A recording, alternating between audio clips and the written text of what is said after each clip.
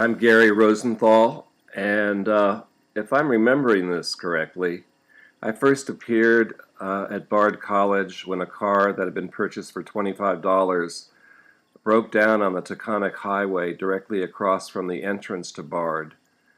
And in retrospect, that seemed a kind of kismet, a kind of a divine direction of a kind, because the year I spent at Bard put me in contact with people and with a sensibility that really changed the whole vector of my life. So that was good. And it seems good in another way through the virtues of modern technology in this video to be with you in Annandale and Hudson again in some way. To honor what I hope is just the inaugural issue of Wood. And I'm going to give you the poem that Vladimir selected for this first issue. And it comes from a book of a recent collection of poems in which, among other things, I was exploring longer narrative poems. And the book is called An Amateur's Guide to the Invisible World. I don't know if you can see the cover. Kind of like a misty kind of landscape.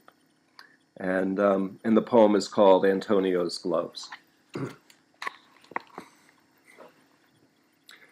I'm sitting on the banks of the Eel River, a cold front come down from Canada, which is why I'm wearing double layers of almost everything, as well as a huge pair of day-glow retina shock gloves once owned by a Mexican day laborer named Antonio. I'm afraid this is going to be a long poem, a poem about desire, a poem about following erotic clues, and not really a poem about rivers. Just thought you should know this in advance, in case you were expecting something short and pithy, or thought this was going to be a poem about fishing. Far from it. So guys, get a clue. Women pass on tips to each other, and maybe we should too. Did you know, for example, that some women will look at a man's hands, feet, or his nose as part of sizing the guy up and getting some further warning regarding our other equipment? But I should add that nobody has ever proven these theories to be true. But if the one about the hands catches on, I might be able to scare up a little action with Antonio's gloves, which are definitely not only huge, but look like they belong in a funny poem I once read called Attack of the Crab Monsters. What I do know to be true is that Antonio once made a pass at the sexy landscape architect Antonio and I were working with. She later told me about it, and there's no reason to doubt her. And besides, you could feel the tension working between the two of them, his hurt and resentment at being turned down, and the way he would bristle now every time she said, "Antonio, do this," or "Antonio, do that." But he doesn't know the meaning of no. He can't keep his hands to himself, and so, though he has large hands, which otherwise get put to good use and make him worth every bit of the $10 an hour, and even though he speaks passable English, comes to work on time, wears his best outfits around her to haul gravel and pull weeds, the landscape lady is reluctant to employ him anymore. But the weird thing is, ever since I've come into possession of Antonio's huge orange gloves, I can't stop thinking about her, the landscape lady. She has, however, a thing for this metal sculptor who's about to move back to New Zealand. Probably another guy who's good with his hands, though I try to spare myself the agony of pursuing that thought.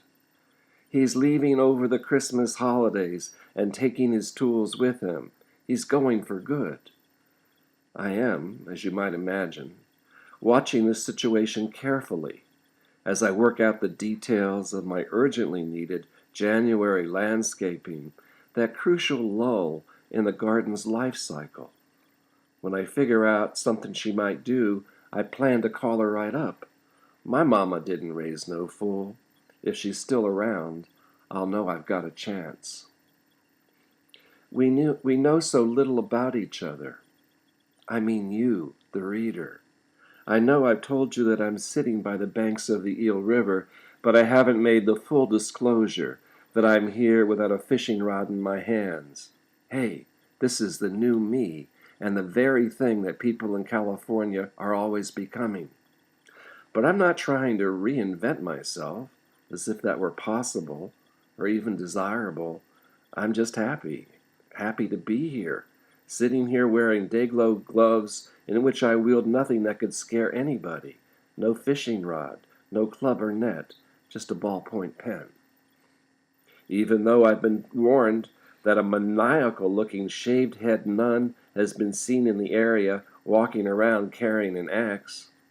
Even though the steelhead are running in the river now, and Eel River steelhead are big, this ongoing awareness, on occasion, is still capable of causing the new me to have to restrain the old me. Just yesterday I saw one as long as my arm, gliding at first upstream and then down, probably a 12-pounder.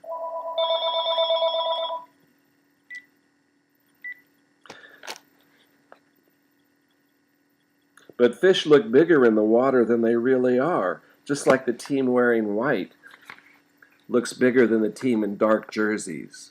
Size is deceiving, but an important element of animal behavior, where deceptions may be employed both for purposes of mating and self-defense, the latter of which may or may not begin to explain that nun with the axe. Anyhow, due to the optical properties of water, maybe the fish I saw yesterday only went 10 pounds. But either way, I'm sure that if a fish is interested in looking big, more menacing, or desirable, it would be with an eye toward other fish and not guys on the shore like me. And ever since I was a kid, I was a guy on the shore, someone who loves rivers and creeks. Moving water does something for my soul, and I'm not the only person who says that. There was a woman who told me this very thing, told me to spend part of a day, whenever I can, by moving water.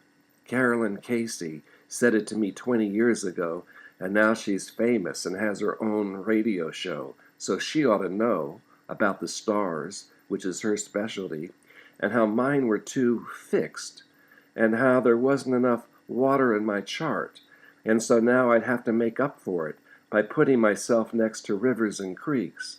Like, don't throw me in the briar patch. I mean, I've got some bad habits, and so it's like music to my ears when what I love is good for me. That's a good thing to hear for sure, but I don't know if it applies to the lady I have the hots for now, the one that Antonio's gloves keeps bringing to mind. Now that I'm older, I rarely have the problem called impulse control, at least when it comes to women.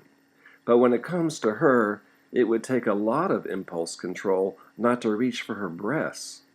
And it seems to get worse when I'm wearing these gloves, even though breasts are not my favorite part of a woman's body. I mean, I can think of at least several areas I like at least as well. In fact, 2 days from now, the woman with the largest breasts I know is coming to visit me, right here on the Eel River. And it's not even her breasts I'm thinking about. Thank you.